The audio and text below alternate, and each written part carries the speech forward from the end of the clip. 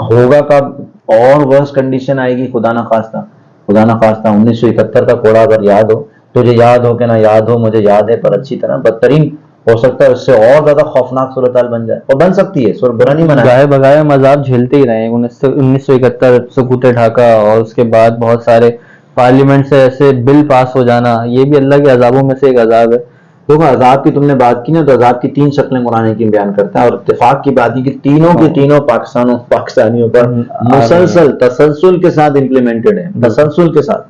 قرآن حکیم اگر ہمارے پاس ٹائم ہو تو میں ریفرنس دے دیتا ہوں۔ سورہ انعام میں اللہ پاک فرماتا ہے قل هو القادر على ان يبعث عليكم عذابا من فوقكم او من تحت ارجلكم او يلبسكم شيعا۔ اے نبی ان سے کہہ دیجئے کہ اللہ پاک اس بات پر قادر ہے کہ تم پر عذاب بھیجے تمہارے سروں کے اوپر سے، تمہارے قدموں کے نیچے سے، یا تمہیں آپس میں ایک دوسرے کی طاقت گروہوں میں تقسیم کر کے آپس کے ایک دوسرے کی طاقت کا مزہ چکھا دیا جائے۔ تو 71 سے پہلے، 71 کے بعد زمین سے بہت سارے عذاب آتے رہے۔ 8 اکتوبر 2005 شدید زلزلہ نہیں، تاریخ انسانی کا بدترین۔ پھر 2010-11 سیلاب کی صورت میں۔ پھر یہ جو آپس کے گروہوں کی جو منافرت ہے نا، یہ تو آپ کراچی میں رہتے ہیں تو آپ کو وہ یوزڈ ہو جاتے ہیں، گٹر کے قریب سے گزرو نا بہت عرصے تک اگر آپ وہاں رہیں تو آپ اس بدبو کے عادی ہو جاتے ہیں۔ باہر کے لوگ پریشان ہوتے ہیں کہ آپ لوگ سروائیو کیسے کر رہے ہیں کراچی میں۔ ابھی پچھلے دنوں راحیل شریف صاحب کے آپریشن سے پہلے جو صورتحال تھی کراچی کی، اگر آپ کو یاد ہو اچھی طرح، قتل و غارت، لوٹا ماری، یہ جو کچھ بھی تھا، یہ تو ایک یوزڈ ہو چکا تھا یہاں کا مسلمان، کراچی کا باسی خاص طور پر، لیکن اللہ کے فضل و کرم سے اس میں کچھ صورتحال بہتر آئی۔ لیکن 19 جون 1992 یاد ہے آپ کو؟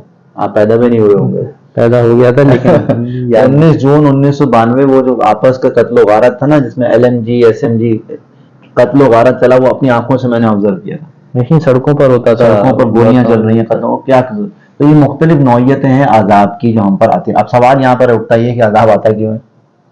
کیا اہل ایمان پر بھی عذاب آتا ہے؟ کیا صرف برے لوگوں پر عذاب آتا ہے؟ تو اس کی واضح آیتوں میں آتا ہے وَاتَّقُوا لَا وَاتَّقُوا فِتْنَةً، اس فتنے سے، اس وبال سے بچو، لَا تُصِيبَنَّ الَّذِينَ ظَلَمُوا مِنْكُمْ خاصَّةً، جو تم میں سے صرف ظالموں پر نہیں آئے گا۔ مراد یہ کہ جب اللہ کا عذاب آتا ہے نا تو پھر سب کو رگڑا لگتا ہے، سب کو معاملات آتے ہیں، اور اللہ تعالیٰ شدید عذاب دینے والا ہے۔ تو اس وقت بحیثیت مجموعی 71 تو ایک آئیکن ہے، اس کے مسلسل 71 سے 2023 مسلسل عذاب کی کیفیات میں ہے۔ اچھا قرآن حکیم سے پتہ چلتا ہے کہ جس قوم پر اللہ کا عذاب آتا ہے اس کو مس کر دیا جاتا ہے۔ مترفیہ جو اس کے مترف ہوتے ہیں وہ خوب عیاشیاں کرتے ہیں، نافرمانیاں کرتے ہیں، پھر اللہ کا جو آخری عذاب کا کوڑا ہوتا ہے وہ آتا ہے۔ تو آخری بات آج کی اس حوالے سے یہ ہو گئی کہ ہم شدید اندیشہ اس بات کا ہے کہ اللہ تعالیٰ کے عذاب کا کوڑا ہمارے سروں پر منڈلا رہا ہے، اور وہ مذہبی منافرت کی شکل میں بھی ہے، اور جو خطرناک بات جو ہے وہ یہ ہے کہ یہ پاکستان مزید ٹکڑے ہو سکتا ہے، اور اس کے سامنے نظر آ رہے ہیں بالکل شواہد۔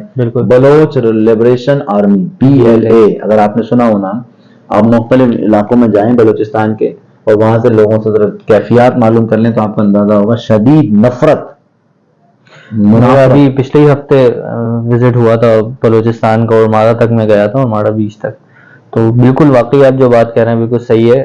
وہاں پہ لگتا ہی نہیں ہے کہ آپ پاکستان کے اندر وزٹ کر رہے ہیں، آپ کو ہر پروڈکٹ ایرانی پروڈکٹ ملے گی، اور مطلب لوگوں کا جو آپ کے ساتھ رویہ ہے، کہیں سے بھی ایسا فیل نہیں ہو رہا ہوتا کہ آپ اپنے ہی وطن میں گھوم رہے ہیں۔ پھر سیکیورٹی چیکس، آرمی کی چیک پوسٹ وغیرہ بنی ہوئی ہیں، مطلب ایک ایسا تاثر آ رہا ہوتا ہے کہ آپ جو ہے وہ کبھی بھی جو ہے وہ کسی بھی حادثے کا شکار ہو سکتے ہیں۔ ہم یوں کہہ سکتے ہیں کہ بلوچستان کا مسئلہ، ابھی اس کی ریزن پر ہم بات کر لیں گے، یہ ایک آتش فشاں کی طرح ہے۔ آتش فشاں کے نیچے آگ جل رہی ہوتی ہے، اوپر لیئر آ رہی ہوتی ہے، پھر وہ دھماکے سے پھٹتا ہے، خدا نہ خواستہ، اللہ نہ کرے، اللہ تعالیٰ حفاظت فرمائے۔ لیکن اس وقت صورتحال بڑی حساس، بلوچوں کا میں نے تذکرہ کیا نا، یہ سرحد میں اس وقت جو تحریک ہے پشتون تحریک، وہ بھی کوئی ہلکی تحریک نہیں ہے، ٹھیک ہے، وہ بھی بہت خوفناک حد تک فوج کے خلاف ہے، پاکستان کے خلاف ہے۔ اسی طرح سندھو دیش کا نام تو آپ نے سنا ہوگا، تو ہمارے متواتر سننے میں آ رہا ہے سندھو دیش، باقاعدہ دیش کا مطلب یہ ہے کہ پاکستان سے نفرت موجود ہے انٹیریئر سندھ میں، اور دیش کے نام پر ہندوستان سے کولیبریشن کر کے سندھو دیش بنا، اور بھی کئی، صرف یہ سندھ یا سرحد یا بلوچستان نہیں، پنجاب کی صورتحال بھی کوئی حوصلہ افزا نہیں ہے۔ سرائکی بیلٹ کے اندر بہت شدید نفرت موجود ہے اس طرح کی. باہر یہ کیفیات ہیں کہ ریئلسٹک اگر ہم دیکھیں تو پاکستان کے کئی ٹکڑے مزید بھی ہو سکتے ہیں. تیری بربادیوں کے مشورے ہیں آسمانوں میں، وطن کی فکر کا رہنادہ، قیامت آنے والی ہے.